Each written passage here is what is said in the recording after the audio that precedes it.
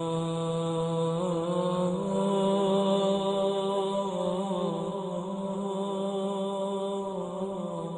لله نحمده ونستعينه ونستغفره ونعوذ بالله من شرور أنفسنا ومن سيئات أعمالنا من يهده الله فهو المهتد ومن يضلل فلن تجد له وليا مرشدا وأشهد أن لا إله إلا الله وحده لا شريك له وأشهد أن محمدا عبده ورسوله. Alors aujourd'hui, comme vous le savez, on approche de la fin des cours que l'on a commencé à donner cet été. Et je ne vais pas donner de cours de spiritualité pragmatique, je vais juste faire un bilan. Un bilan de cet été-là parce qu'on approche vraiment de la fin. Je compte, Inch'Allah, faire aujourd'hui juste un bilan et réserver un créneau pour deux conférences. Une conférence sur la responsabilité, le foyer musulman, et une autre sur la connaissance d'Allah subhanahu wa ta'ala et la mort, et le voyage de l'âme. Donc ce sera les deux dernières conférences que je donnerai. Donc il n'y aura plus de cours de spiritualité. Donc c'est notre dernier rendez-vous. Donc je partirai en voyage au pays la semaine prochaine, Inch'Allah, pour visiter un petit peu la famille. Je reviendrai ici pour les deux conférences et ensuite je partirai directement pour la Turquie.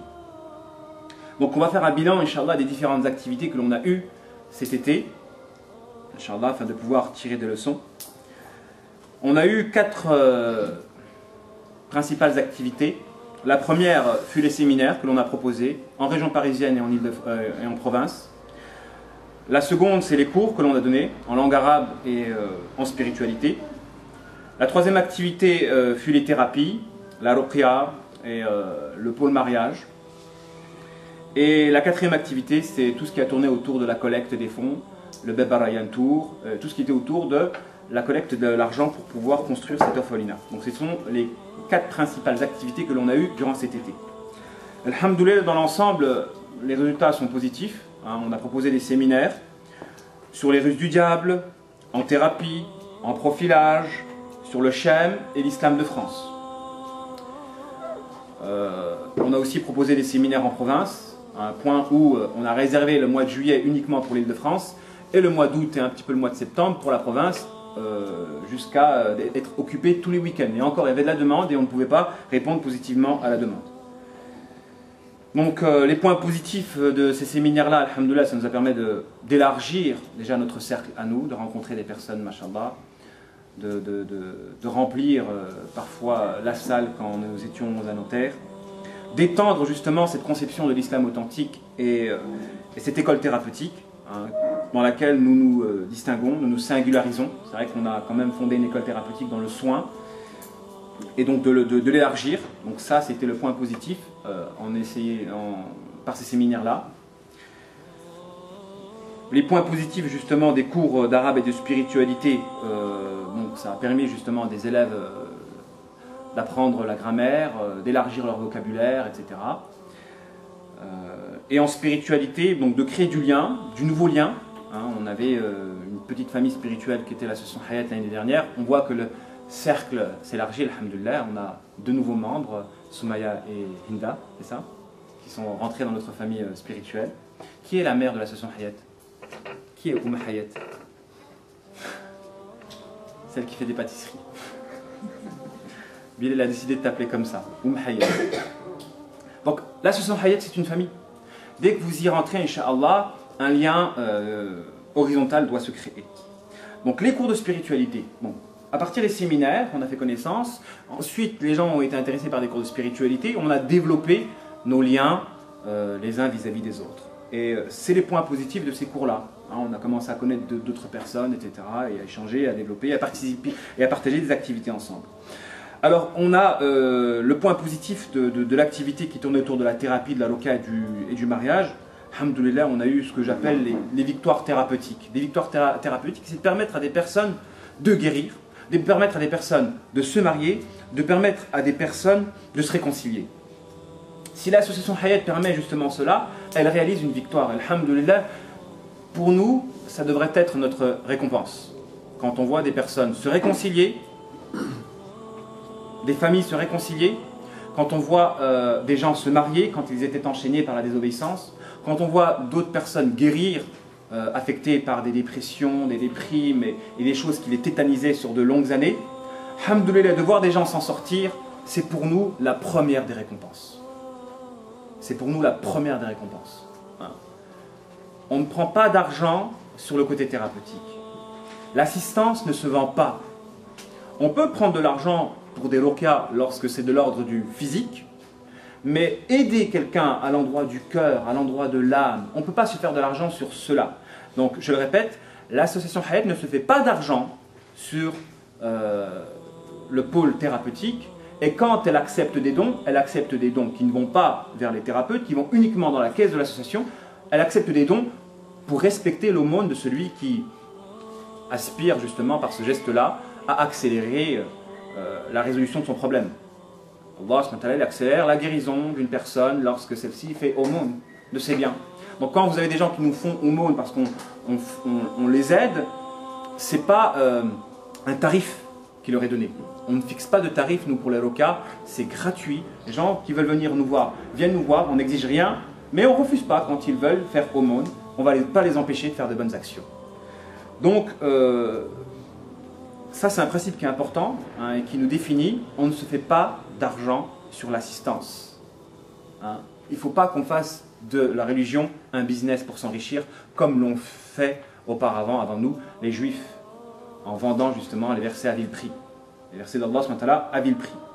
Donc pour nous c'est une victoire, c'est notre premier salaire que de voir des gens se réjouir, de voir des gens se réconcilier, guérir, de voir des gens se marier, que de voir des gens respirer la joie et se libérer du malheur, des problèmes, etc. C'est notre première récompense. Et alhamdoulilah, on en a eu. Alhamdoulilah, on en a eu. Donc à ne pas négliger, Inch'Allah, ces points positifs-là qui font justement l'importance de nos activités. Hein. Je vous signale que l'association Hayat, elle tourne autour du thérapeutique, elle tourne autour du soin. C'est par ce pôle-là qu'on se singularise et qu'on fait nos meilleurs succès. Et on doit poursuivre cela en aspirant justement à être rémunéré par la délivrance de nos patients. Le dernier point, donc Bab al-Rayyan, le point positif justement de cette activité-là, c'est qu'on avait peu de moyens. Mais alhamdoulilah, on a réussi à faire beaucoup de bruit. Donc tout ça pour vous dire que notre moyen à nous, c'est nous. C'est notre unité. Que si on est petit, mais qu'on est soudé, on peut faire plus que des gens qui sont nombreux et qui ont les moyens. Notre unité, c'est nos moyens. Si on arrive à générer une unité parfaite, on arrivera justement à faire énormément. Donc arrêtez de penser que l'on a besoin d'une com immense, de passer chez TF1, etc. pour réussir à récolter ce que l'on doit récolter. Non. Notre challenge, il est avant tout en nous. Avec nous tous, dans notre rapport avec autrui, en essayant de lutter contre les diables qui veulent fragmenter notre individualité et en lutter contre les démons qui veulent justement fissurer notre unité. Mais il y a eu des failles. Donc pour le point positif, alhamdoulilah, on a récolté beaucoup. Je ne dirais pas la somme exacte, mais on a récolté beaucoup, mais pas à la hauteur de nos espérances. Hein. Donc il faut faire toujours plus, Inch'Allah. Mais alhamdoulilah, si vous saviez ce qu'on a pu faire en quelques mois, mashallah, ce serait source de motivation. Donc je ne sais pas si, des fois pour motiver les gens, il faut leur dire qu'est-ce qu'on a fait, mais si on dit ce qu'on a fait, on risque d'être attaqué par d'autres personnes qui ne veulent pas qu'on fasse beaucoup. Donc je reste dans l'entre-deux, Inch'Allah. Les gens comprendront. Les failles. Donc, alhamdoulilah, il y a eu des points positifs durant ces différentes activités. Les 4 principales activités de la Association Hayat durant cet été-là. Donc, séminaires, cours, thérapie, mariage et Bab al-Rayyan. Les failles. Donc, les failles à l'endroit des séminaires, c'est qu'il y a eu un manque de spécialisation, de précision. Les séminaires étaient un peu trop généraux. Ils étaient un peu trop généraux. Bon, c'est vrai, alhamdoulilah, comme on est des pionnières dans ces disciplines-là, que sont la thérapie musulmane, la psychologie musulmane, le mentalisme islamique, le profilage, etc. Donc forcément, on ne va pas apporter des connaissances précises et profondes. Et les gens, quand ils viennent à nos séminaires, ils ont des éléments, mais pas assez pour pouvoir exercer ou comprendre avec précision, etc. Et ça, c'est une faille que l'on doit résoudre, Inch'Allah, par la création d'une école thérapeutique et l'écriture d'un manuel de formation précis.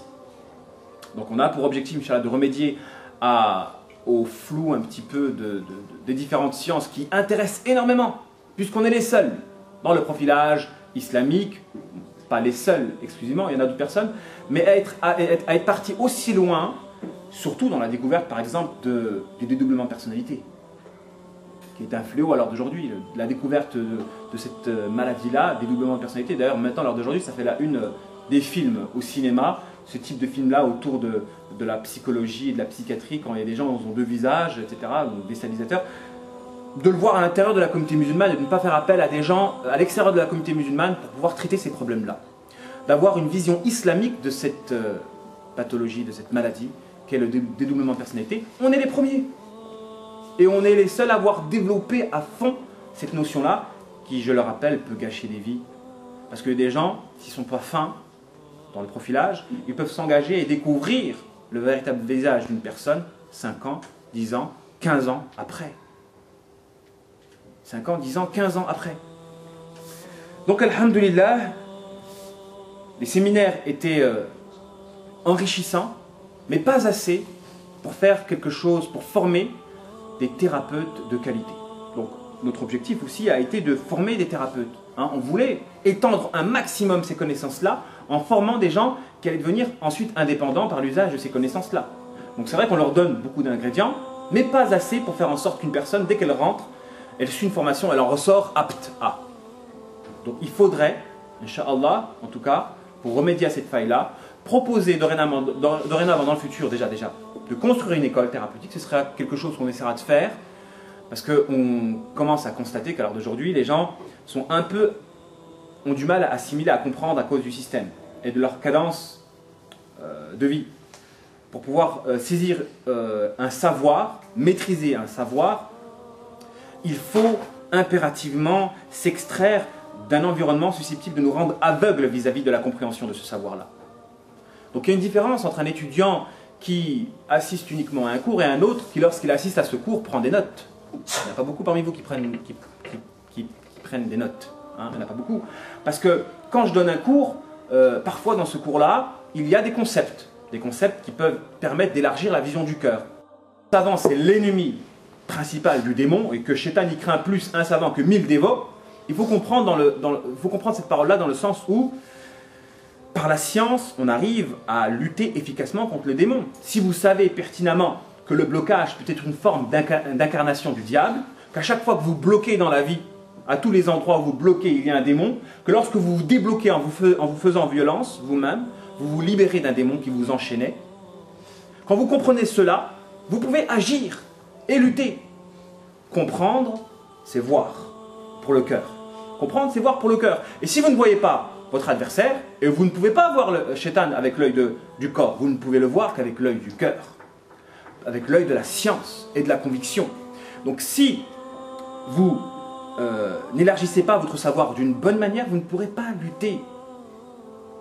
Et vous allez vous faire arnaquer en pensant bien faire, alors que vous faites mal, comme ces nombreuses personnes qui bloquent à l'endroit du mariage. Ils bloquent. À chaque fois qu'ils se rapprochent du but, ils se rétractent. Mais ils ne savent pas que plus ils bloquent, plus ils vont dans le sens du démon, et moins ils auront la force de se débloquer en acceptant une demande. Quand on enseigne cela à la personne sera plus motivée, encouragée à lutter contre ce démon qui est à l'origine de son blocage. Si elle comprend que ce blocage-là peut être une forme d'incarnation du démon, elle pourra lutter contre celui-ci. Donc, il est important de faire la différence entre un cours qui élargit la vue du cœur et un autre où il y a une forme de surplace au niveau des concepts. C'est-à-dire qu'on n'élargit pas. C'est comme un caddie. Vous avez une personne, je fais la parabole du caddie, une personne qui va faire ses courses. Elle achète des chips, des cacahuètes, etc. Et un autre qui achète de la viande, du lait, des œufs. On a la mentalité des anciens qui nous disent celui-là, il n'a rien acheté. Pourtant, il a une facture de 150 €. Et celui-là, il a acheté. Pourtant, il a une facture de 50 €. Parce qu'il a acheté que des trucs superficiels, accessoires, etc., sans importance. Voilà. Tandis que l'autre, il a acheté les éléments de base. Donc, il y a une différence entre un cours qui ne fait qu'élargir votre mémoire, des informations que vous stockez dans votre mémoire, et un cours qui élargit votre vision. Et pour élargir la vision d'une personne, il faut que cette personne-là acquiert des concepts. Donc, saisir le principe. Et c'est pour ça, Al-Harith al-Muhasibi dit, il existe en toute chose des principes. Quand tu acquiers le principe, tu acquiers tous les exemples associés à ce principe-là. Où ce principe peut être mis en application. Vous avez un principe, il est là. On va le voir tout à l'heure avec le cours, Inch'Allah, que je vais vous donner. Mais vous avez un principe que vous pouvez mettre en application dans plein d'événements de votre vie. Dès que vous avez acquis le principe, c'est comme en mathématiques. Il y a une différence entre celui qui connaît le théorème et la leçon et qui l'applique à plein d'exercices et celui qui apprend les exercices par cœur et qui ne peut résoudre que l'exercice qu'il connaît. Et que dès qu'on lui donne un autre exercice, il est incapable de le résoudre. Pourquoi? Parce qu'il ne connaît pas le théorème et le principe de l'exercice. Donc il y a une différence entre celui qui apprend les principes et qui peut appliquer ces principes à plein d'exercices et celui qui apprend uniquement les exercices par cœur et que dès qu'on le met dans une situation inédite, il est incapable de résoudre cette situation. Donc, quand je donne un cours, je vous enseigne, j'ai fait en sorte qu'à chaque cours, il y ait au moins un concept nouveau. Au moins un. Et c'est vrai que durant tout cet été, le point positif des cours que je vous ai donnés, il y avait plein de concepts nouveaux, à l'endroit du rabaissement, à l'endroit du renouvellement, à l'endroit de la notion de la routine. Ce sont des concepts que vous n'allez pas trouver ailleurs dans les cours que les gens donnent d'une manière générale, qui vous permettent d'élargir votre vision du cœur et donc de parfaire votre adoration. Donc il est important d'être précis, parce que c'est dans la précision que se fait la différence. On remarque quelqu'un de savant quand il est précis dans son élocution. Quelqu'un qui n'est pas précis, qui est flou dans son élocution, pour moi, je détecte directement qu'il ne maîtrise pas le sujet. Quelqu'un qui maîtrise un sujet, c'est quelqu'un qui est précis. Donc c'est même une technique de profilage que d'analyser le degré de précision d'un discours.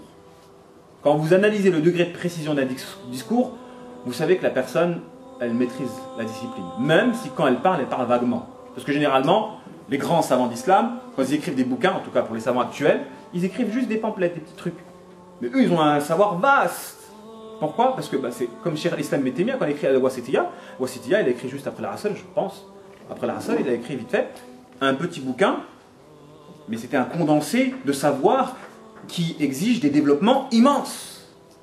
Généralement, l'intelligence se reconnaît à l'aptitude à expliquer facilement les choses difficiles. Comme le disait Einstein. Pas de référence aujourd'hui. L'intelligence ou le génie de l'homme se reconnaît à son aptitude à expliquer facilement les choses difficiles. Donc, c'est dans la précision que se fait la différence. Quand vous avez des gens qui ne maîtrisent pas un sujet, qui sont vagues dans le sujet, ceci révèle qu'ils ne maîtrisent pas le sujet. Et donc, si vous devez choisir des cours de sciences, choisissez les cours qui élargissent votre esprit. Mais pour cela, il faut être apte à distinguer le cours qui élargit l'esprit et le cours qui n'élargit pas l'esprit. Il faut être apte à distinguer un cours qui permet d'élargir votre esprit, d'augmenter votre savoir dans le sens de la profondeur, pas dans le sens des connaissances. Parce que vous avez des savants, quand ils parlent, ils apportent plein de dalils. Et ils n'arrêtent pas d'en rapporter des dalils. Selon shir un tel, rapporté par machin, rapporté par etc. etc. Plein de dalils. Donc c'est un cours rempli de dalils. Donc un cours rempli de références.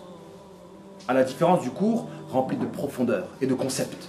Les concepts de vie, les principes qui vous permettent justement d'élargir votre vision du cœur.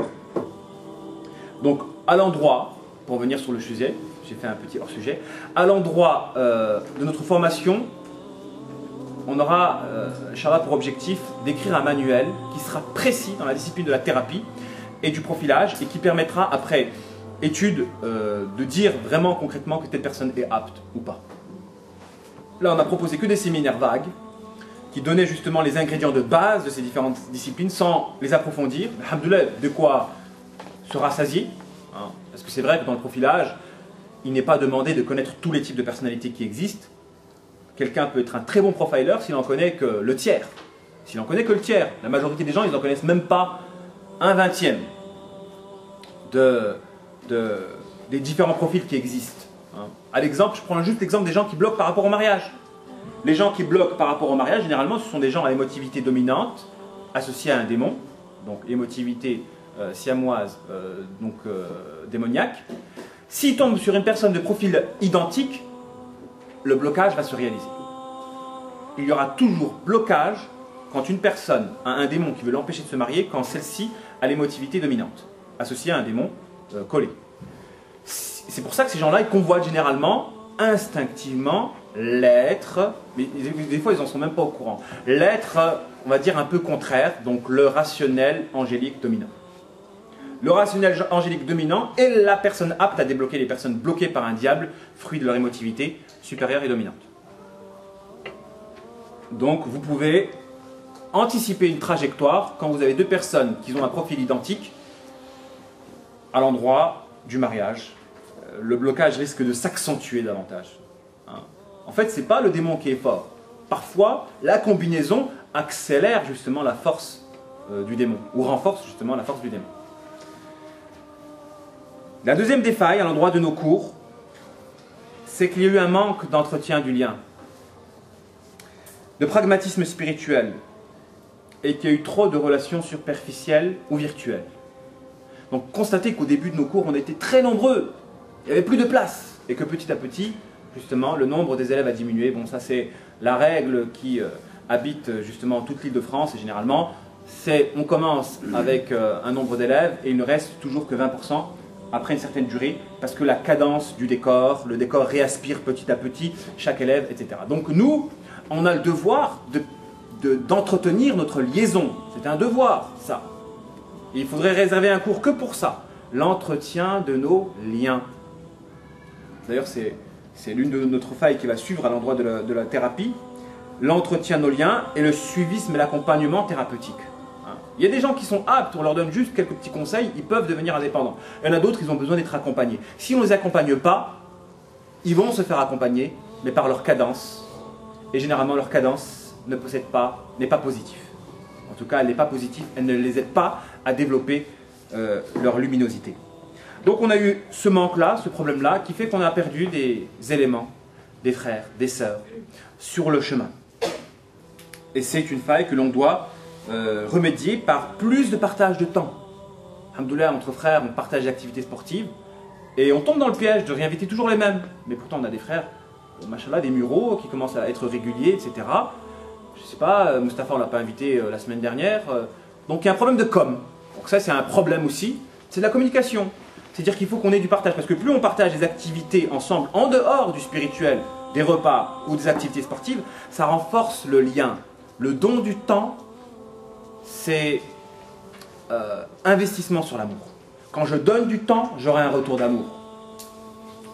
Donnons-nous du temps par le partage de repas, par le partage d'activités sportives, en marge de nos activités spirituelles, et vous allez voir que notre lien va se renforcer. Et là, c'est l'une de nos failles, dont nous devons justement impérativement y remédier.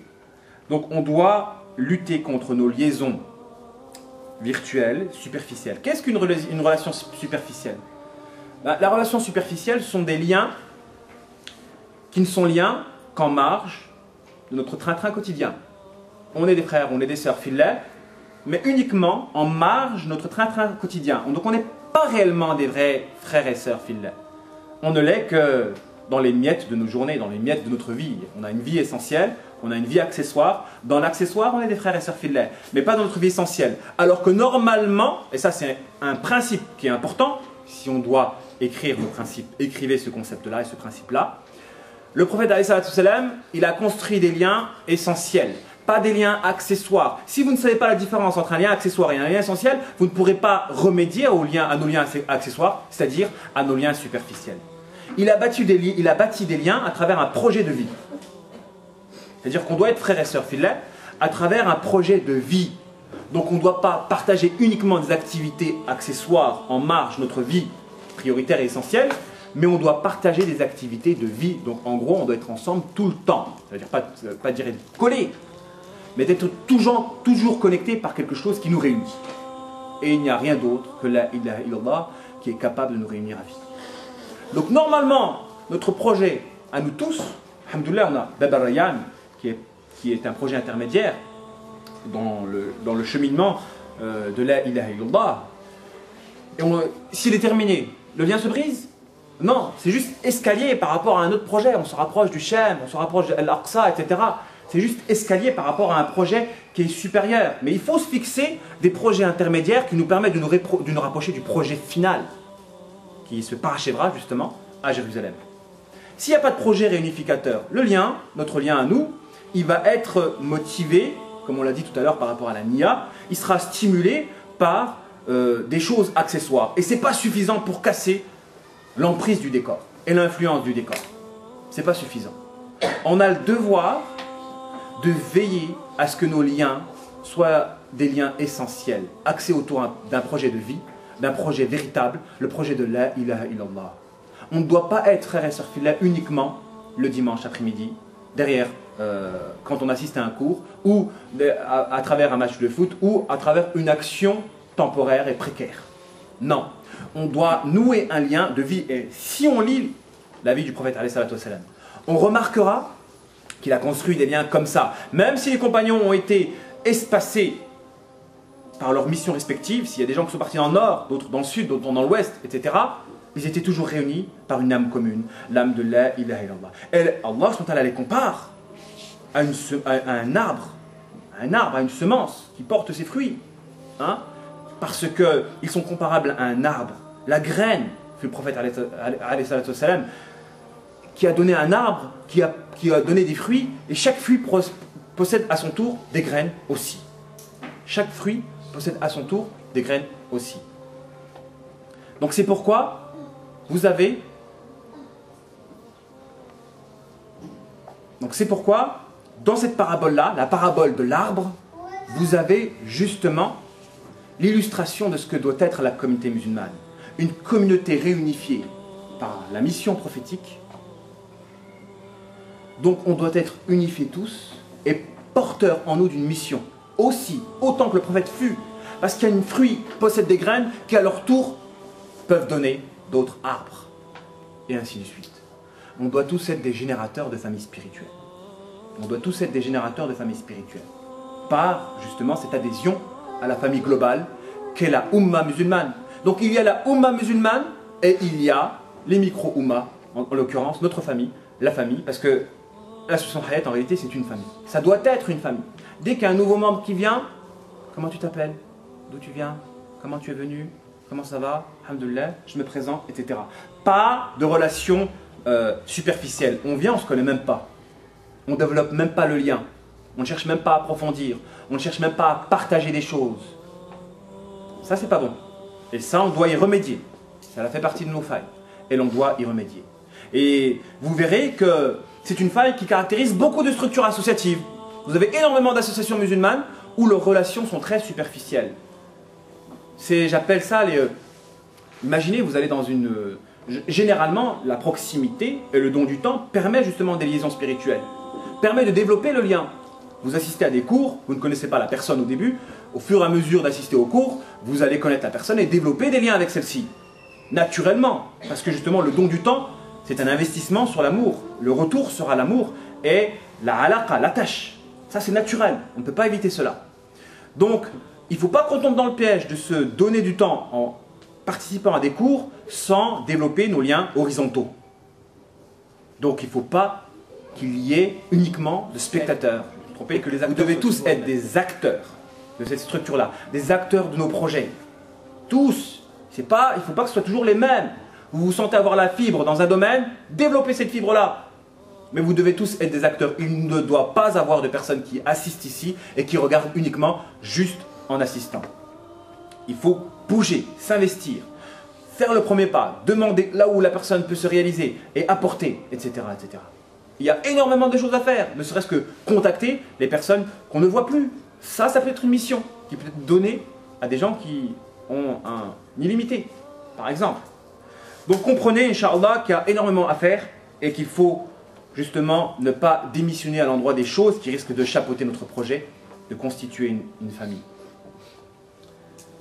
Donc lutter contre les relations spirituelles. Et prendre conscience que le prophète a réussi sa mission en créant une relation spirituelle, en créant une relation spirituelle forte avec les compagnons, entre les compagnons. À un tel point où leur relation a été une relation de toute une vie. Ce qui n'est pas le cas pour nous. On a beaucoup de gens parmi nous où on a uniquement des relations accessoires, c'est-à-dire en marge de notre vie essentielle. Ceci des conséquences de notre train-train quotidien, de nos besoins, de, comment dirais-je, de nos exigences, de nos cadences de vie. Tout ça, à cause de cela, on a des blocages qui nous empêchent d'être proches les uns des autres, d'une véritable proximité. Si on arrive à faire en sorte qu'on ait un projet commun, un projet de vie, hein, là on va remédier à cela. La faille, c'est qu'on n'a pas un projet de vie. On vient, on assiste à des cours, mais toujours en marche de notre vie, qui est axée autour de quelque chose d'autre. Il faut qu'il y ait un seul projet qui nous réunit tous. Et c'est ce que le prophète il a fait avec La ilaha illallah. La ilaha illallah est un projet. Il faut le prendre comme ça. La ilaha illallah, c'est un projet. Et si on s'y met tous dans ce projet-là, forcément notre lien en ce projet sera fort et durera. Donc il faut partager du temps et développer justement la tutelle spirituelle, l'accompagnement spirituel et remédier au fait qu'il n'y aura plus de cours de spiritualité. Moyennant, on va passer, on n'aura pas le choix, par la voie du virtuel. C'est uniquement, parce que moi je suis contre les cours virtuels. Je suis contre le fait que les gens, bon après si c'est une voie, on ne peut pas passer outre, c'est pas grave. Les gens veulent voir des vidéos sur internet, lire des articles sur internet, mais il y a une différence de taille, un fossé immense entre un cours vu sur internet et un cours vu réellement. Il y a un voile. Les outils modernes de communication mettent un voile entre l'acquisition justement du concept, visualisation d'une vidéo. Visualiser des vidéos sur internet au détriment de la visualisation d'un cours directement vous empêche d'accéder au concept qui permet l'élargissement de votre vue. Donc ne pensez pas, oh vous qui regardez justement les vidéos sur YouTube et qui se limitent qu'à cela, il faut que je m'adapte maintenant, je parle à la caméra, je tombe dans le virtuel. Oh vous qui regardez les vidéos sur YouTube, ne pensez pas que votre manière de faire est la bonne manière. S'il est possible pour vous d'assister à un cours directement face au professeur, faites-le. Parce que se limiter à observer un cours par les voies, par les outils modernes de communication, vous empêchera d'accéder aux concepts qui permettent justement l'élargissement de votre vue. Et il y a une différence entre un cours qui élargit votre mémoire en termes d'information et un cours qui approfondit votre compréhension. Il y a une différence. Et l'approfondissement ne peut se faire que dans la proximité. LSLF le disait, on ne prend pas d'un cours, on ne prend pas la science de livre. Il le disait déjà à propos du livre. On le prend directement du savant, du professeur. On prend directement la science en face. Parce que dans l'échange du regard, et même il y a une thérapie par le regard. Regarder quelqu'un, c'est thérapeutique. Et vous avez des personnes qui sont malades quand le lien est brisé et qui n'ont pas les capacités de regarder une personne face à face, dans les yeux. Et quand on dit à deux personnes, regardez-vous dans les yeux, ils peuvent régler un problème. Parce qu'il y a un blocage. J'en reviens encore au blocage. Le blocage peut être une forme d'incarnation du démon. Et le blocage à l'endroit de regarder quelqu'un dans les yeux peut se dénouer par le fait de regarder dans les yeux, qui permet justement un flux lumineux qui permettra aussi la réconciliation. Quand vous pouvez vous réconcilier uniquement par la voie de « je te regarde dans les yeux », pourquoi vous ne le faites pas? Encore faut-il le savoir qu'il y a un blocage. Encore faut-il savoir et être fin à l'endroit de tous les blocages, à l'endroit de tous les lapsus comportementaux. Pourquoi la personne ne regarde pas telle personne dans les yeux? Pourquoi tel père ne regarde pas tel fils dans les yeux? Ou tel époux ne regarde pas telle épouse dans les yeux? Pourquoi? Il y a un blocage. Ce blocage-là peut être dénoué, ne serait-ce que par le fait, l'action de se faire violence en regardant dans les yeux. Parce que c'est Shaitan qui mène au blocage. Regardant dans les yeux, il y aura un lumineux, peut-être que derrière le regard des yeux, après une embrouille, il y aura un sourire. Pourquoi tu me regardes dans les yeux? Un petit sourire, et l'embrouille disparaît. Et tout est débloqué. Hein? Juste par cela, on aurait pu régler un problème? Le sourire qui a suivi justement l'échange de regards, le croisement de regards. Donc il y a une différence entre l'acquisition d'un cours face à face et l'acquisition d'un cours virtuellement, moyennant les outils modernes de communication. Donc on est obligé de passer par ces outils modernes de communication, mais moi je le prends que comme un moyen de passer à au véritable lien. Donc on utilise justement ces outils modernes de communication parce que les gens vivent dans le virtuel. Ils vivent plus dans le virtuel que dans le réel, les gens. Ils découvrent l'islam plus par le virtuel que par le réel, les gens. Donc si on doit passer par ces moyens-là, il faut que ces moyens-là ne constituent pas une fin en soi, mais uniquement un moyen pour revenir vers le réel. Faire de l'internet, faire de la vidéo pour de la vidéo, c'est tomber dans un piège. Et un nouvel égarement, l'égarement de convoiter, de chercher à adorer la nouvelle idole qu'est le buzz. la nouvelle idole, quel le buzz, je cherche à buzzer, je cherche à buzzer. Ce n'est pas notre objectif. Nous cherchons à éduquer, nous cherchons à forger une nouvelle génération. C'est ça notre objectif. Il faut savoir que dans le projet Baba Rayyan, il n'y a pas uniquement l'action de parrainer et de suivre des orphelins, il y a l'action de former une génération. Ces orphelins-là, ce seront les orphelins de l'association Hayat.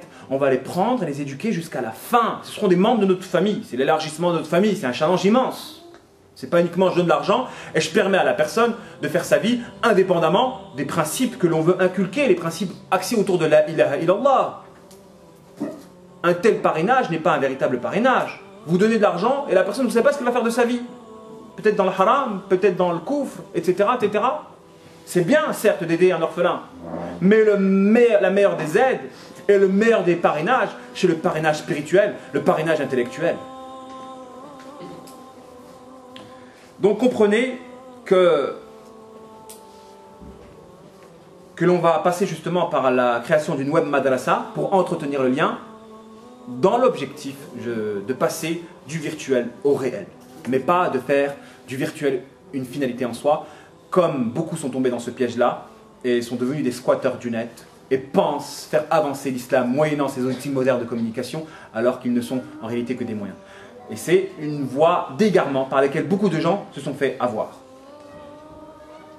La troisième des failles que l'on a, c'est les manquements à l'endroit de l'accompagnement et du suivi dans nos traitements. C'est une très grosse faille. Toujours, c'est vrai, nos failles tournent autour de l'entretien et du suivisme. Que ce soit à l'endroit de la spiritualité, parce qu'on n'a pas entretenu nos liens spirituels, nos relations réelles et authentiques, au détriment justement, on ne les a pas entretenus au profit de relations superficielles et virtuelles. Pareillement, on a eu des failles à l'endroit du suivisme dans le traitement, parce que c'est facile de profiler, de diagnostiquer, de trouver la faille ou de proposer un remède. Ça, c'est facile. Le plus dur, c'est de permettre à la personne de mettre en application les prescriptions du thérapeute jusqu'à la guérison. Ce qui est souhaité quand une personne vient nous solliciter pour pouvoir se soigner, c'est la guérison, c'est pas autre chose. C'est de pas de faire une séance thérapeutique et de dire telle personne est comme ça, et de rivaliser en succès par rapport au profilage. C'est pas ça le but. Le but, c'est d'arriver à des résultats. L'efficacité, l'efficacité, l'efficacité. C'est ça l'objectif de nos traitements, en tout cas des thérapies que l'on propose. Et notre grande faille, elle se situe là. C'est qu'on a un mauvais accompagnement, un mauvais suivisme. Bien qu'on a des résultats positifs, mais il faut le reconnaître, on a un mauvais accompagnement, un mauvais suivisme à l'endroit des traitements que l'on propose, qui fait que les gens restent sur leur faim. On les éclaire à l'endroit de leur maladie, mais on ne les aide pas à mettre en pratique les solutions. Quand c'est l'accompagnement à l'endroit de la mise en pratique des solutions qui permettra de les aider réellement. Il y a des gens qui peuvent être indépendants et qui peuvent uniquement avec les éléments qu'ils ont se soigner, mais ce n'est pas le cas d'une grande majorité, qui ont besoin aussi d'être accompagnés justement dans la période thérapeutique, dans la période de la mise en pratique des traitements. Donc ça, c'est une faille à respecter, à veiller à résoudre. La quatrième faille à l'endroit du projet de Baba Rayyan, c'est qu'il y a un manque à l'endroit de la somme souhaitée que l'on voulait justement récolter avant de partir. Bien qu'on a récolté beaucoup, ce n'est pas assez par rapport aux objectifs que l'on s'était fixés. Et l'on note un petit essoufflement. Hein, l'essoufflement. On est essoufflé. Essoufflé de faire quoi? Généralement, quand on est essoufflé après avoir fourni un effort. Hein, on s'essouffle. Et donc, on doit remédier à l'essoufflement à l'endroit de nos collectes. Parce qu'il y a une différence entre les collectes du mois du Ramadan et les collectes actuelles. Y a-t-il eu une collecte aujourd'hui? Cette semaine? Responsable des collectes, il est où? Hein? On voit qu'il y a un essoufflement, et ça c'est quantifiable. Il y avait énormément de collectes, on était tous motivés, etc. Et je le répète, notre force à nous était dans l'unité. On n'était pas nombreux, mais bien soudés. On a fait un bruit immense, on a fait quelque chose que personne n'a fait.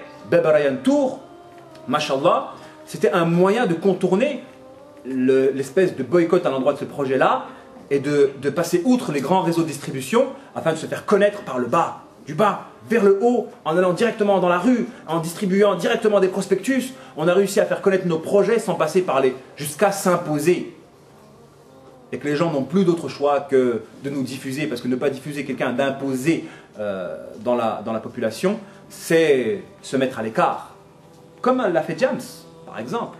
Elle était tellement célèbre qu'elle n'avait plus besoin de passer par les réseaux de distribution qui voulaient la boycotter, mais ils étaient contraints de la diffuser, parce que ne pas la diffuser, c'était se mettre à l'écart et se mettre en marge des besoins, de la demande de la population. Donc, essayer de se mettre en avant par la voie du bas, sans passer par les grands réseaux de distribution, et y parvenir jusqu'à que les grands réseaux de distribution sont obligés de vous diffuser, c'est une victoire dans la communication. C'est une victoire dans la communication. Même dans la communication, il existe un jihad. Le jihad dans le droit de la communication. Donc il y a un essoufflement. Et là, j'ai envie de parler sur cet essoufflement-là. Si je dois faire un cours, là j'ai exposé le bilan, les failles, et éventuellement les solutions qui permettront de remédier justement à nos failles-là. Et là, je vais parler de l'essoufflement. Par l'analyse d'une anecdote. L'anecdote du second souffle. J'avais fait un footing la semaine dernière. Donc moi, je cherche des principes tout partout. Voilà. Comme vous pouvez le remarquer, j'essaie de tirer des leçons. Et des fois, on réfléchit beaucoup quand on court. Imaginez quelqu'un qui court, il ne réfléchit pas. Généralement, quand on court, notre esprit est en réflexion. Et je réfléchissais sur le second souffle. Vous savez c'est quoi le second souffle? On fournit un effort. On a une petite légèreté, une motivation à courir, etc. Et petit à petit, on est gagné par une lourdeur. Que lorsque l'on arrive à faire disparaître, par la constance, on obtient ce que l'on appelle le second souffle. Je retrouve une légèreté qui est variable. Et moi, quand j'ai fait mon footing la semaine dernière, je me suis dit, subhanallah, ça faisait longtemps que je n'avais pas couru. Mon second souffle, je l'ai eu à 36 minutes. Alors qu'auparavant, je pouvais obtenir le second souffle à 20 minutes. Et si je suis vraiment régulier, des fois, il n'y a même plus de second souffle. Hein? Donc, je me suis posé la question, qu'est-ce qui faisait que mon second souffle, je l'ai obtenu à 36 minutes, alors que 2 semaines auparavant, je l'avais obtenu à 23 minutes. 2 à 3 semaines auparavant, je l'avais obtenu à 23 minutes. Second souffle que l'on assimile justement à la libération par rapport aux shayatines qui squattent notre corps. Parce que quand vous courez, vous pouvez avoir des douleurs en vous, des espèces de douleurs, de mal-être, que si vous patientez une certaine durée, elle disparaît. Moi, j'ai décidé de me faire violence. J'ai dit, j'avais beaucoup de mal-être, beaucoup de douleurs au ventre. J'ai dit, j'arrête pas mon footing jusqu'à ce que je me débarrasse de toutes ces douleurs-là. Vous avez des gens, malheureusement, ils vont s'arrêter dans la douleur. Et en s'arrêtant dans la douleur, ils s'interdisent justement l'espoir de se délivrer de ces douleurs-là. Et ça, vous pouvez le retrouver dans vos vies, dans vos différents blocages. Ce problème-là, à l'endroit du footing, vous pouvez le trouver dans vos vies, dans différents blocages et de blocages de toutes sortes.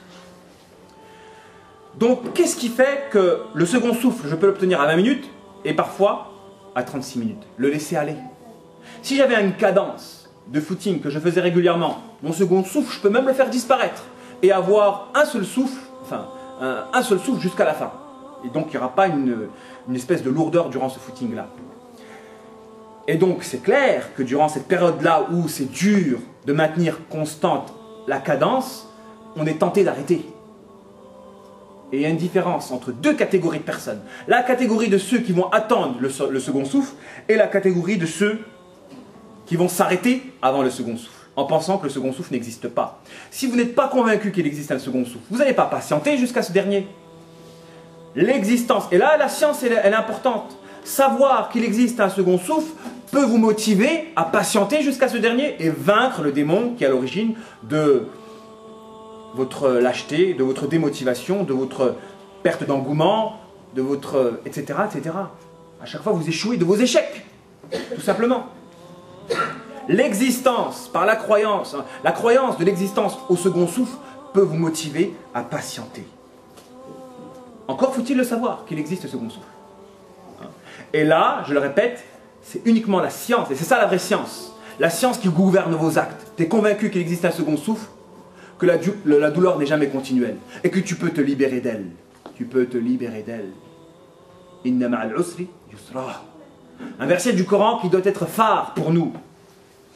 Que si les gens en étaient convaincus, ils seraient eux-mêmes leurs propres thérapeutes et auraient besoin de personne. Après chaque difficulté se trouve une facilité. Si tu es convaincu de ce verset-là, tu as le meilleur des raqis avec toi. Le meilleur des raqis. jamais maladie ne durera, jamais difficulté ne durera, jamais problème ne durera si tu es convaincu qu'il ne durera pas. Puisque Allah te le dit. Si tu crois en ce verset du Coran, sache que toute douleur n'est jamais éternelle. Et qu'elle possède une fin. Crois en la fin. Sois rempli d'espérance. Sois habité par l'espoir de te délivrer, de la délivrance. Et en thérapie, on vient avec ça, nous. On vient avec de l'espoir. On ne vient pas du pessimisme et de la négativité et du désespoir. Des gens qui disent, qui voient que les choses négativement. On est là pour faire ressortir le bon des gens, pas le mauvais des gens. En ayant toujours une vision négative des autres. Oh, toi, t'es condamné, t'es comme ça, t'es comme ça, t'es comme ça. Eh ben, à penser comme ça, on accélère le processus de la condamnation. Pourquoi il est interdit de raconter ses cauchemars? Pourquoi il est interdit de raconter ses cauchemars, hein? Parce que quand tu racontes ton cauchemar, tu permets à quelque chose d'illusoire d'exister ne serait-ce que par ta langue, que par l'élocution. Et si tu es affecté par l'élocution de ce cauchemar-là, tu peux toi-même te haïr et provoquer cette chose-là. Par la crainte de cette chose-là. Ne pas parler des choses mauvaises, c'est interdire à ces choses mauvaises de venir. Les annuler mentalement. La thérapie par l'annulation du problème. Il n'y a pas de problème. Soyez convaincus qu'il n'y a pas de problème. Mais s'il y en a, soyez convaincus qu'il ne durera pas. Ça, c'est thérapeutique. Il n'y a pas de problème. Arrêtez de focaliser sur les problèmes. Les gens se rendent malades parce qu'ils parlent que de leurs problèmes. Et ils n'ont pas l'aptitude à faire la part des choses. À trop parler des problèmes, on permet l'existence des problèmes. Et l'être humain a la capacité, lui, de moduler son entourage. Par son cœur, il peut rendre vrai des choses. Il peut faire en sorte qu'un problème qui n'est pas un problème devient réellement un problème quand il croit en ce problème. Et il peut, par son cœur, annuler un problème parce qu'il croit que son problème n'est pas un problème. On est tous, on peut être tous des thérapeutes de soi-même. Lorsque l'on croit. Donc, si on n'est pas convaincu de cela, de l'existence d'un second souffle, on ne sera pas motivé à l'atteindre. Et si vous n'êtes pas motivé à l'atteindre, vous risquez d'être enchaîné par cette lourdeur qui vous empêche d'atteindre le second souffle, enchaîné par vos blocages, enchaîné par des démons. Parce qu'à chaque fois, vous arrêterez votre footing avant l'atteinte du second souffle, cela ne pourra qu'augmenter votre mauvaise estime de vous-même, votre manque de confiance de vous-même, votre manque de confiance en vous, vos désespoirs, vos désillusions. À force d'échouer, vous perdez votre croyance en la victoire. À force d'échouer, vous perdez en conviction vis-à-vis de la victoire. À force d'échouer. D'où le devoir de lutter par l'autodépassement pour réaliser ces objectifs. C'est un devoir et c'est nécessaire. Et si spiritualité ou thérapie il doit y avoir, celle-ci doit permettre aux gens de s'accomplir et de se réaliser et de ne pas se faire avoir par des blocages qui normalisent l'échec. C'est normal d'échouer. C'est normal d'arrêter quand j'ai mal. Et quand c'est normal d'arrêter quand j'ai mal, c'est normal de prendre notre âme comme une divinité à l'endroit des plaisirs et des peines. Quand elle a mal, j'arrête. Quand ça lui fait du bien, je fais. Même quand ce bien-là s'opère par la désobéissance à Allah subhanahu wa ta'ala, même quand ces peines nous empêchent de nous réaliser, de nous épanouir, de nous accomplir.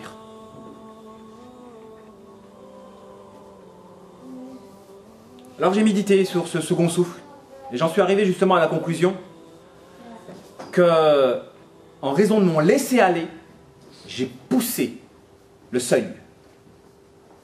Je me suis laissé aller, même dans la manière de manger, parce que l'anecdote du second souffle peut être assimilable à l'anecdote d'un régime. C'est facile de perdre du poids, mais le plus important c'est maintenir son poids constant, en maintenant une cadence alimentaire. Et là, on revient dans la constance. Attention à la constance après l'essoufflement. Parce qu'après tout effort, il y a un essoufflement. Tout effort, faites une montée des escaliers. Il y a un essoufflement. Ceux qui arrivent à maintenir constant leur effort, ils sont très forts. La cadence de leur effort, malgré une demande d'énergie intense, ils sont très forts. On peut même exercer le corps à ce niveau-là. Donc j'ai essayé de comprendre le pourquoi du recul du seuil.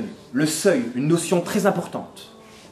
L'existence d'un seuil dont il faut franchir. Dès que ce seuil-là est franchi, le second souffle est obtenu et la constance est réalisée. Vous pouvez être constant. C'est-à-dire que vous allez plus avoir de difficultés pour courir, vous pourrez courir 1 heure, 2 heures, etc. Jusqu'à, certes, les limites de vos capacités physiques. Là, c'est d'ordre du physique.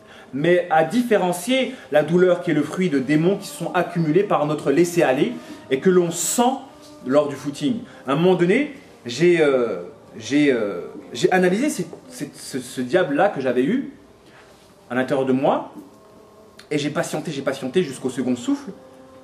Et je ne pensais pas que j'allais tenir. Hein. Je n'ai pas lâché l'affaire, mais alhamdoulilah, j'étais habité par le verset du Coran qui fait qu'après la difficulté, il y a une facilité. Donc j'étais convaincu que la douleur ne peut pas être continuelle. Une personne désespère, elle commence à désespérer quand elle rend la douleur absolue et qu'elle pense que la douleur ne s'arrêtera jamais. Ça, c'est quelqu'un de désespéré. Il n'a pas le droit de désespérer comme ça, le croyant. S'il est convaincu au verset d'Allah subhanahu wa ta'ala. Donc j'étais convaincu que la douleur allait s'arrêter. Et donc j'ai senti la mort en moi. J'ai senti mourir en moi le démon qui voulait me bloquer et m'empêcher de m'accomplir en réalisant mon objectif, de faire mon footing. À force de ne pas faire ce que vous devez faire, vous vous dépossédez de votre personnalité, et en vous dépossédant de votre personnalité, vous permettez à votre démon de grandir. Et quand il grandit, il devient influent dans votre vie. Donc à force de succomber à ces blocages, vous vous empêchez de vous débloquer, en renforçant le démon qui va vous influer et vous orienter. Donc j'ai senti la mort en moi. J'ai couru, j'ai senti la mort en moi, et j'étais choqué de la véracité de ce principe. Au moment où j'ai passé le seuil, waouh, plus rien, plus rien du tout. Et les gens n'attendent pas ce seuil-là, ils peuvent devenir fous. Ils sentent des douleurs en eux, des douleurs continuelles. Ils vont voir tous les médecins, médecin A, médecin B, médecin C, ils vont voir tous les médecins. La douleur est tout le temps là. Ils peuvent devenir fous, subhanallah, parce qu'ils n'ont pas trouvé le véritable thérapeute. Et le véritable thérapeute est celui qui permet à son patient de franchir le seuil du déblocage par rapport à la douleur. Parce que dès qu'il a réussi à le franchir une fois, il peut être indépendant pour le franchir plein de fois. Mais moi, ça m'était arrivé. J'avais des douleurs abdominales et je suis parti voir tous les médecins, cardiologues, etc., etc. Je comprenais pas. Médecin, attends, j'ai un problème, une artère qui est bloquée, etc.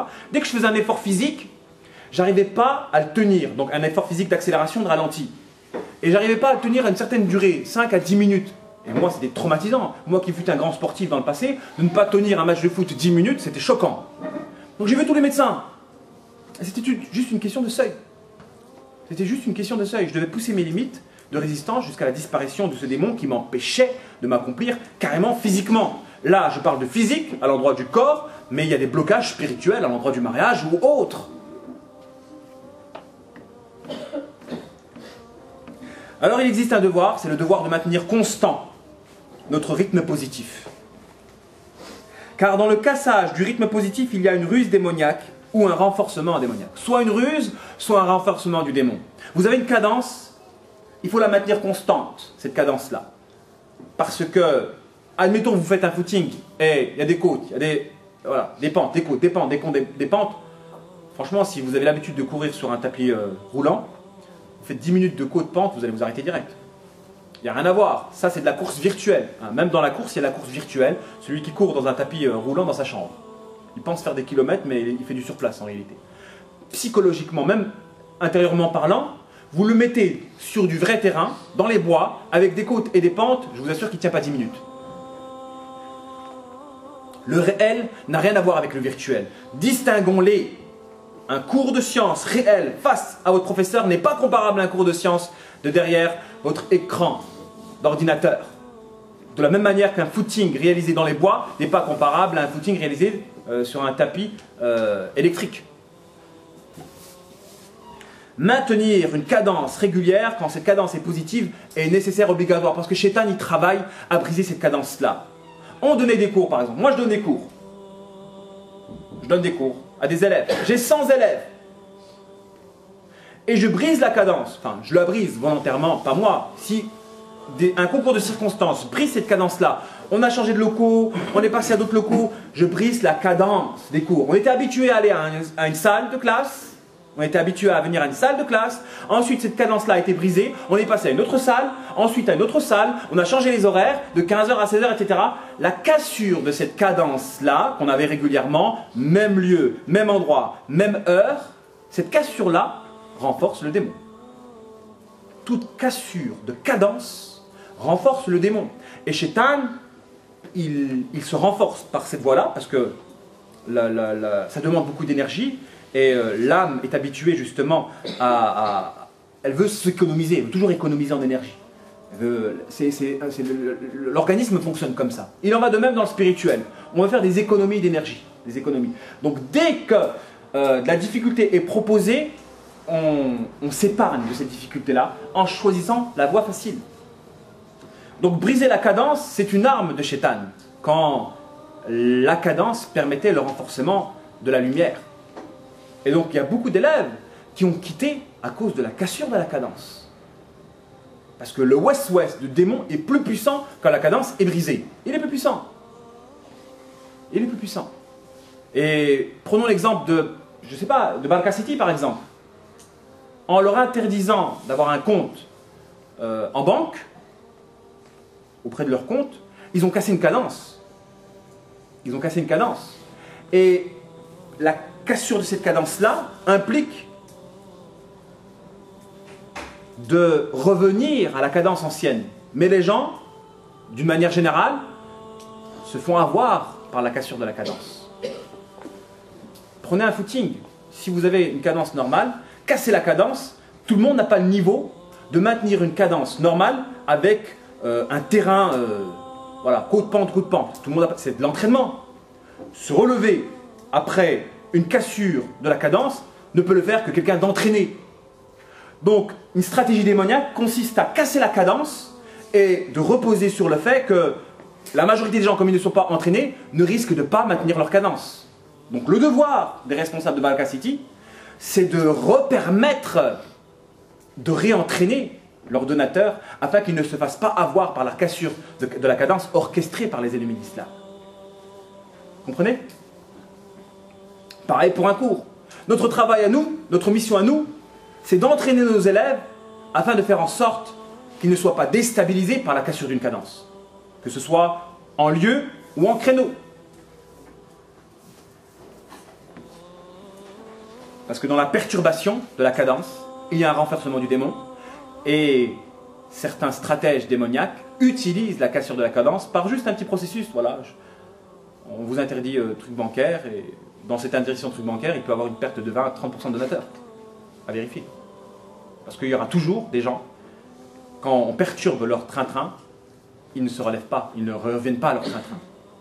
C'est naturel.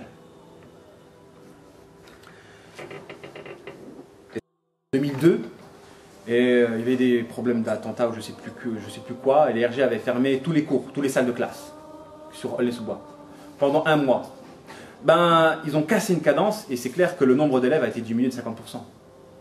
Quand on a réinvité, les gens, ils étaient habitués à venir, on a cassé leur cadence, leur redonner cette habitude. En fait, l'acquisition d'être habitué à, ça s'acquiert, ça s'entraîne. C'est un acquis en fait. Et ça peut se perdre. Être habitué à ne veut pas dire être constant à. Il faut entraîner les gens à pouvoir se relever lors d'une perturbation de la cadence. Ça, c'est très important. Pour éviter que l'habitude ne soit uniquement, que leur constance soit uniquement le fruit d'une habitude. Et que dès que cette constance-là est perturbée par la cassure d'une cadence, ils ne respectent plus leurs habitudes. Alors là, il y a un principe qui est très important, c'est donc par le franchissement d'un seuil que se brisent les démons qui veulent casser notre rythme positif. C'est dans le franchissement d'un seuil que se brisent les démons qui veulent casser notre rythme positif. Et j'ai envie de faire un parallélisme très important. À l'endroit de ceux qui commettent des péchés et qui veulent se repentir. Parce qu'il en va de même pour celui qui veut se repentir. En toute chose, il existe un seuil. Ça, c'est un principe. Si aujourd'hui je vous ai dit que je fais des efforts pour qu'en chaque cours, il existe un concept et un principe qui pourra vous servir dans la vie, de tous les jours, et à d'autres endroits, ici il y en a un. En toute chose, il existe un seuil, et il faut patienter une certaine période sans succomber pour se défaire définitivement de la pulsion de faillir. C'est ça le principe. En toute chose, il existe un seuil, et il faut patienter une certaine période sans succomber pour se défaire définitivement de la pulsion de faillir. Pareil pour ceux qui sont enchaînés par une sexualité illicite, que ce soit la fornication ou la masturbation. Ils sont enchaînés, ils se plaignent tout le temps, ils reviennent à leur péché, tout le temps ils reviennent à leur péché, tout le temps, ils se repentent sincèrement. Ils ne veulent pas refaire ce péché-là, mais ils reviennent, et ils reviennent, et ils reviennent. Et vous avez des gens bons dans le fond, mais mauvais dans l'apparence. Parce qu'à cause d'un concours de circonstances, leur positivité ne s'est jamais exprimée. Vous les voyez forniquer, vous les voyez se masturber, vous les voyez avec une apparence laide, ayant commis tous les péchés capitaux, alors qu'ils avaient un bon fond, que si uniquement ils étaient entourés par des gens bien, par des gens capables de faire ressortir leur positivité, ils n'auraient pas succombé, ils n'auraient pas eu cette vue-là. Alors qu'on ne juge pas. Il existe des gens qui sont bons, malheureusement avec une apparence mauvaise, à cause d'un concours de circonstances. Et c'est la conférence que j'ai envie de donner la prochaine fois, l'importance du foyer. Nos foyers est à l'origine de beaucoup de perversions. Lorsqu'il n'y a pas eu d'affection, d'unité dans nos foyers, les gens ont pensé trouver dehors ce qu'ils recherchaient à la maison. Et dehors, ils n'ont trouvé que des arnaqueurs, des gens qui ont développé et accentué leur déception. Le foyer. Donc il y a des gens qui sont bons dans le fond, mais mauvais à cause d'un concours de circonstances, parce qu'il n'y avait pas d'affection dans le foyer, parce qu'il y avait de la violence au contraire, parce qu'ils sont tombés sur des hypocrites, etc., etc. Et ils sont devenus enchaînés par des péchés capitaux. Alors qu'on ne juge pas les gens à l'apparence. Qu'on ne juge pas les gens enchaînés par des péchés capitaux, quand leur fond est bon.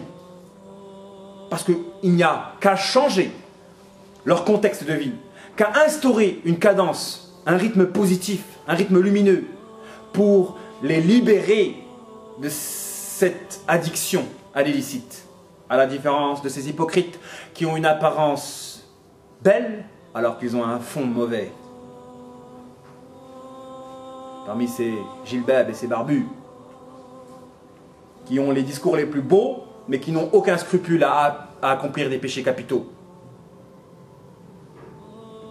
Ils ont des discours de grands, et ils ont des actes d'animaux. Belle apparence et fond mauvais. À la différence de ceux qui ont une mauvaise apparence, mais un fond qui est bon. Ne jugez pas. Des deux côtés. Ne jugez pas ces gens-là à leur apparence en pensant qu'ils sont bons parce qu'ils ont une apparence islamique.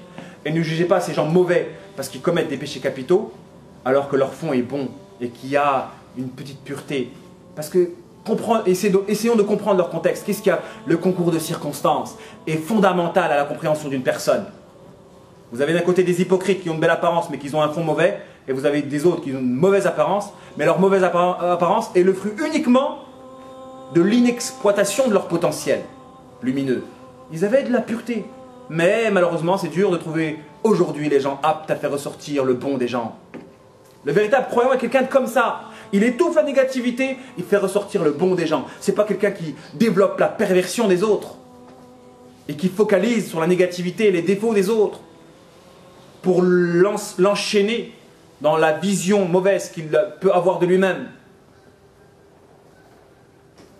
Alors, on vit une époque malheureusement difficile où les gens sont enchaînés par une sexualité illicite qu'est la fornication et la masturbation. Et c'est un fléau, pas de tabou, qui affecte notre communauté. Et là aussi, il existe un seuil dans la repentance. Un seuil qu'il faut franchir pour être considéré comme quelqu'un de chaste. Parce que se repentir, c'est pas uniquement regretter, parce que vous avez des gens qui se repentent tout le temps, tout le temps, tout le temps, tout le temps, et ils succombent tout le temps, tout le temps, tout le temps, tout le temps, tout le temps. Et soyez convaincus, wallahi, que si vous patientez ce seuil-là, le seuil qui vous ampute de la pulsion de faillir, tant que vous avez cette pulsion de faillir, vous ne vous êtes pas repenti authentiquement. Et ce seuil-là, il existe, comme le second souffle dans le footing, il existe. Ce seuil-là qui vous amputera de la pulsion de faillir, il existe. Patientez-le. Si vous êtes enchaîné par un péché, patientez-le. Et c'est pourquoi l'imam Ahmed préconisait justement de tester celui qui a forniqué. Parce qu'il est illicite de marier un fornicateur avec une femme chaste, comme il est illicite de marier une fornicatrice avec un homme chaste. C'est illicite. Et c'est un débat qui a été posé aux savants de l'islam, parmi les 4 imams, qui ont posé comme condition que la repentance soit réalisée pour permettre à un fornicateur, ex-fornicateur, repenti, de se marier avec quelqu'un de chaste qui n'a jamais forniqué. Mais tester implique quoi? De mettre en circonstance pour voir si la personne faillit. Alors d'aujourd'hui, le fléau de notre communauté musulmane, de ces gens qui s'affilient à la communauté musulmane, qui malheureusement ne respectent pas le droit d'Allah sur eux, et que dès qu'ils sont mis en situation, ils succombent directement. Que cette fatwa-là, de l'imam Ahmed, je ne sais même pas s'il faut la mettre en application. Vous la trouverez dans Fiqh al-Sunnah de Saïd Sabiq. Parce que mettre en situation quelqu'un, il n'y a même pas besoin de le mettre en situation pour savoir qu'il va faillir. Juste une communication téléphonique permet de voir la perversité de certaines personnes. Alors, le tête-à-tête, que doit-il en être? Dès qu'ils sont en situation de tentation, ils succombent. Et pensez-vous construire quelque chose avec des gens comme ça? Après, les gens sont malheureux. Après, le mariage ne dure pas. Parce qu'ils s'engagent avec des gens qui n'observent pas le mariage sincèrement, mais uniquement à travers un aspect. Donc ils ne s'engagent pas entièrement. Et en cela, il y a du vice. Des gens pervers qui voient dans le mariage uniquement un moyen d'assouvir des besoins charnels. Uniquement. Et qui ne voient pas la dimension, toutes les autres dimensions de l'unité spirituelle, etc. Parce qu'il existe un amour physique comme il existe un amour spirituel, qui peut se régénérer par la contemplation, par l'échange du regard. Vous avez des gens, ils augmentent en amour juste en regardant les yeux dans les yeux, c'est tout. En regardant dans les yeux des yeux, d'un regard d'admiration, on peut accentuer l'amour que l'on a pour une personne, sans toucher physiquement. Le corps a des droits, le cœur a des droits, en tout cas dans l'amour. Et vous avez alors d'aujourd'hui des gens qui ont limité le mariage à son aspect charnel. Et ils s'engagent, et ils trompent, et ils trahissent, en pensant connaître le bonheur par le mariage. En fait, ils ne font qu'accélérer leur malheur et leur souffrance. Et c'est pourquoi Hassan, radiyallahu anhu, disait: marie ta fille à quelqu'un qui craint son Seigneur.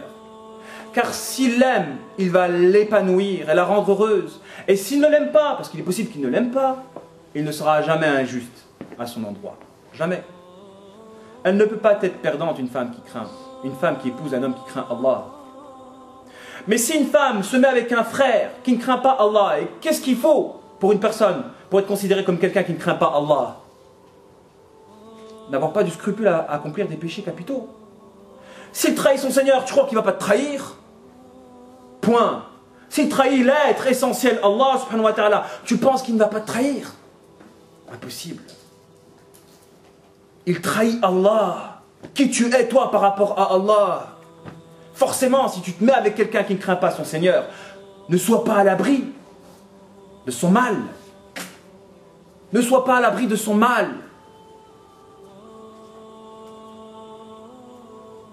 Tandis que si tu te mets avec quelqu'un qui craint Allah, sois confiant et rassuré, même en son absence. Même dans la distanciation. Parce qu'il aura toujours Allah qui régulera ses agissements en le poussant à être fidèle à l'endroit de ses devoirs et de tes droits. Alors d'aujourd'hui, on a des gens qui ne craignent pas Allah comme ils devraient le craindre. Et qui accomplissent des péchés capitaux dans l'indifférence, subhanallah, dans l'insensibilité. Quelqu'un comme ça, il ne craint pas son Seigneur. Et s'il ne craint pas son Seigneur, vous pensez qu'une relation avec une telle personne sera durable et solide? Non. Parce que mettez-vous bien dans vos cœurs que celui qui ne craint pas Allah et qui n'a pas de scrupule à trahir Allah, ne pensez pas qu'il va vous respecter, vous. Qui vous êtes. Et s'il vous respecte, vous, et pas Allah, c'est un grand associateur. C'est le plus laid des hommes. Parce qu'il vous respecte, vous. Il est fidèle, il vous aime. Et il ne le fait pas à l'endroit d'Allah. Il est encore plus laid que celui qui vous trahit. Et qui craint Allah. un petit peu.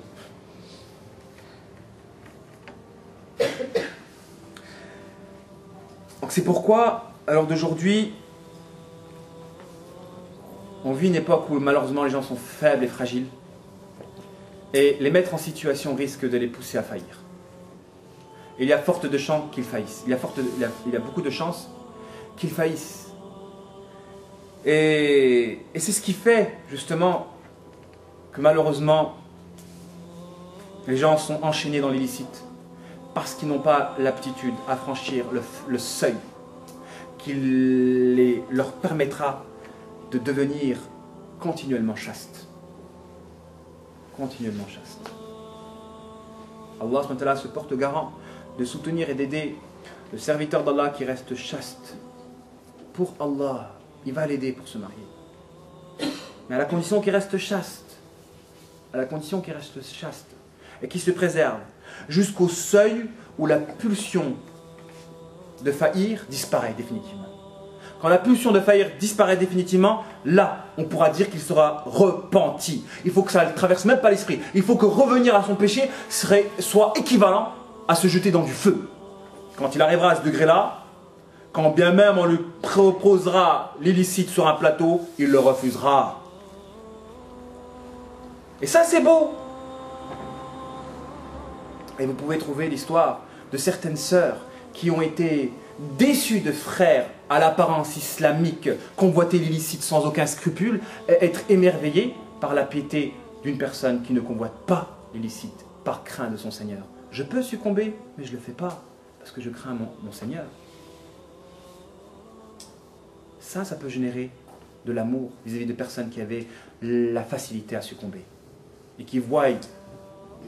Parce que vous avez des gens, vous avez des personnes, c'est des testeurs en réalité. Quand ils sont dominés par le démon, ils sont là pour tester et développer la négativité. Shaitan, il utilise des comment dirais-je, des tremplins, des personnes par lesquelles il va sortir la négativité des gens. Et quand ces gens-là tombent, quand ils ont un bon fond, et qu'ils tombent sur une personne qui est imperméable à la négativité ou aux pulsions négatives, ils peuvent se guérir eux-mêmes de ce démon-là qui les avait utilisés pour pouvoir faire faillir tous les hommes et les pousser à une véritable repentance et une authentique repentance. Et la repentance est belle et Allah aime la repentance et il aime les repentants, ceux qui veulent se libérer de la pulsion à lui désobéir et qui patientent jusqu'au seuil comme dans le footing, parce que wallahi le seuil il existe. Et tant que vous n'avez pas franchi le seuil, vous allez toujours être embêté et frappé par des repentances qui se brisent à chaque fois. Ça, c'est une maladie. Je me repens, je resuccombe. Je me repens, je resuccombe. Je me repens, je me resuccombe. Parce que tu n'as pas franchi le seuil. Le bon thérapeute, le bon éducateur spirituel est celui qui te permet de franchir le seuil. Jusqu'à ce que revenir vers l'illicite soit comparable à tes yeux, à te jeter dans le feu.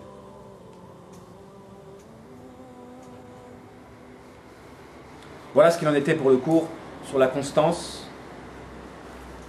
et l'importance de patienter jusqu'à un certain seuil pour pouvoir se libérer de la pulsion qui nous mène vers l'inconstance. En fait, on a tous une pulsion qui veut nous perturber notre rythme de vie, notre cadence positive, la pulsion de l'inconstance à l'endroit de notre rythme, on l'a tous. Et c'est en patientant jusqu'à franchir ce seuil-là qu'on pourra se libérer de l'inconstance. L'inconstance est une maladie.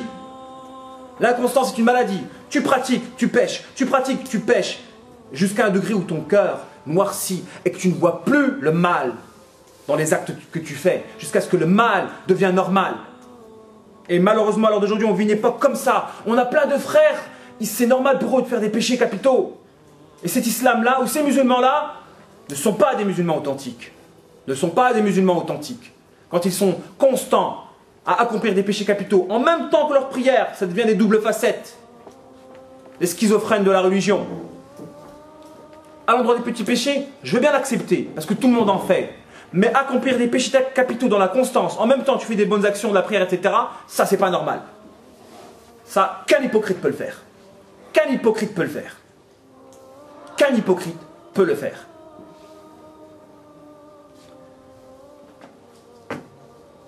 Mettre en évidence toutes ces notions-là, c'est le prémisse, c'est le début de ce qui nous pourra être comme les grandes lignes d'une thérapie pour nous libérer de nos inconstances qui font qu'on est bloqué et qui nous empêchent de nous parachever, qui nous empêchent de progresser et d'avoir une progression spirituelle exponentielle. Exponentielle, pas comme ça, comme ça, comme ça, comme ça, et on ne progresse pas, on ne fait que du surface. Il faut patienter nos seuils et connaître nos seuils. Nos seuils, le seuil de l'autodépassement. Et ça, c'est dans le prolongement des cours de cet été. Franchement, les cours de spiritualité théorique, intellectuelle, c'est dans le prolongement. Je vous ai parlé de l'autodépassement, là je vous parle du seuil. Parce qu'il ne peut avoir d'autodépassement que lorsqu'il a connaissance du seuil.